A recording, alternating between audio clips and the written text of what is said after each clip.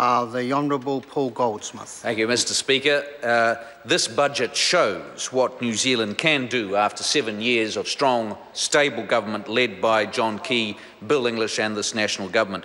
We'll see great growth in this economy, nearly 3% projected for the next 4 years, one of the fastest levels of growth in the OECD. We've seen a jobs boom in New Zealand, Mr. Speaker, 194,000 jobs created in this economy since 2011. And that impacts countless thousands of lives of families across this nation who have had access to work and the dignity of work. And we expect another 150,000 jobs to be created in this economy over the next 4 years. We see, Mr. Speaker, optimism and dynamism and enthusiasm in this economy and in this country. And this budget has shown that we also have the ability to help the most vulnerable, thanks to prudent management of the economy, a $790 million package for the poorest families in New Zealand. And it shows, Mr. Speaker, that this government is managing this country for everyone. And it shows that we recognise that there are families genuinely in need in this economy and we can help them out. And some people, and we've just heard it in the latest speech, think that we did that because it's politically clever. That is not the point at all, Mr. Speaker. We've done it because it is the right thing to do in this country. We've done it because, thanks to the prudent management of this economy over the past few years, we do have the resources to help those who are most in need, and we do it because it is the right thing to do, Mr. Speaker. And at the same time, we expect responsibility back from those we help, and this budget has talked about solo parents being available for 20 hours work once the youngest is 3, and they need to reapply each year. And again, we do that not because we want to make life difficult, but we do it because we genuinely believe that the best thing you can do for families is to encourage them back to work.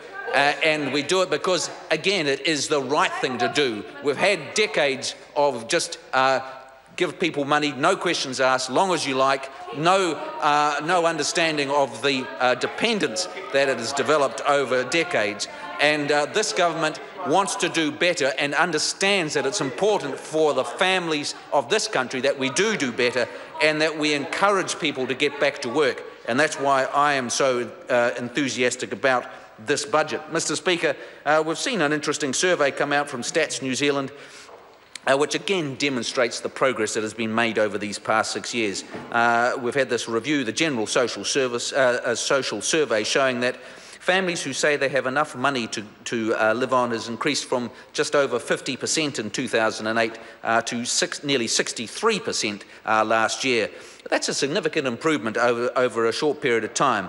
And we've seen families who say they don't have enough money to live on dropping from over 15% in 2008 down to 12% in 2004. And we'll see that the extra $25 a week that will be delivered through this budget will also help. So that's showing the progress we're making. We're here constantly in this budget debate, history lessons from the other side. They talk about 9 years of surpluses. They need to read and understand there was 8 years of surpluses, yes, and good luck to them. And at the start of the first term of the Labour government, they were reasonably disciplined. But the final year is what counts. And they left a massive surplus, left a massive surplus, a massive deficit for this economy. And conditions count. Yes, we inherited the global financial crisis, we inherited the Christchurch earthquakes, and yes, we could have slashed and burned and got back to surplus faster, but we judged that the best thing for the economy was to set a clear path back to surplus and to manage things carefully and to be disciplined with our spending. And so when we talk about disciplined spending, we just have to look at this graph here, which demonstrates the last 5 years of the previous Labour government were pouring billions and billions of dollars of extra spending in each budget. And the last budget in 2008, $7 billion of new spending in 1 year. But whereas this government has been so much more disciplined, averaging well less than $1 billion a year of new spending, $1 billion this year, but about $600 or $700 million on average. And it's that extended period of disciplined government, 7 budgets in a row, disciplined government, that has led us to this good, strong position that we're into today.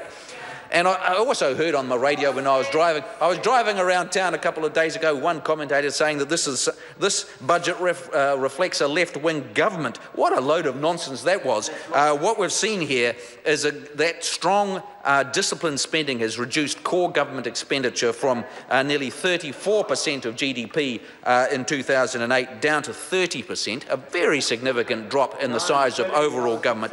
And we're actually got control over the size of government. We're reducing it. We're focusing it on actually doing the job well, and the outcome is leaving a larger slice of the economy to the private sector and the jobs creators. Mr. Speaker, I also want to reflect on the biggest issue in my area, where I come from, the Epsom electorate, which has been the Auckland housing market and the rapid growth in prices that we've seen there recently. And I hear every day lots of speculation, lots of rumours, what's going on, some concern, some opposition scaremongering, and talking about every other country coming in. They seem to be very anti-migrants in some area, which is interesting. Again, going back to that survey that I just referred to before, about 3/4 of New Zealanders are very comfortable with people of different ethnicity and migrants coming in and living next to them. Most New Zealanders are very tolerant and welcoming of new people. But we are naturally concerned about what is influencing the Auckland market, and it is a serious matter, and that's why this government has put a huge amount of focus on that in the last few years. Working with Auckland Council to try and free up more land for building of houses is the best thing we can do. We're trying to reform the RMA, and I only wish some of the opposition parties would get in there and support us, New Zealand First included. And this budget has brought in new measures such as requiring IRD numbers or the equivalent from overseas buyers and new buyers when purchasing extra property, and that for the first time will give us a good clear understanding of what exactly is going on in the Auckland market, and it would help the IRD to enforce the current tax laws, which show that if you are buying and selling property with the intention of trading, then you do pay tax in this country.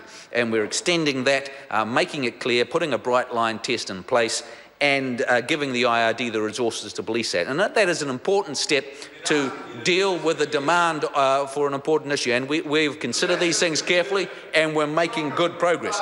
And the budget also refers to extending Crown land available for building new houses in Auckland. Mr. Speaker, this budget's about building a more competitive and internationally economy. One of the areas that I'm responsible for is the New Zealand business number, where we're investing $12 million there to provide a unique identifier for businesses so that Kiwi businesses don't have to go out and constantly update information with a plethora of different government departments, and that's just one small way in which we're helping New Zealand businesses get ahead. The other thing that I want to refer to is it's important that we have strong financial markets to give the capital resources for businesses to grow, and that's why we continue to invest strongly in the Financial Markets Authority, why we're reviewing the Financial Advisors Act, which I announced today, outlined the details of. And we're also focused on improving the living standards of all New Zealanders, and that's the focus of the business growth agenda. It's the focus of the better public services so that people get quality resources in health and education, safer communities through a good and effective police force and justice system. It's also about trying to keep control of the costs of everything, and that's why good, strong competition laws are so important to the economy. And that's why we will be reviewing our competition law, Section 36, which relates to the misuse of market power this year, is an important element of making sure that the New Zealand economy is competitive so that New Zealand living standards can be maintained. And so, Mr. Speaker, this is a great budget. It confirms 7 years of good, solid, stable, sensible government in New Zealand, and we're starting to see the fruits of that, and I commend it to the House. Thank you. Well done.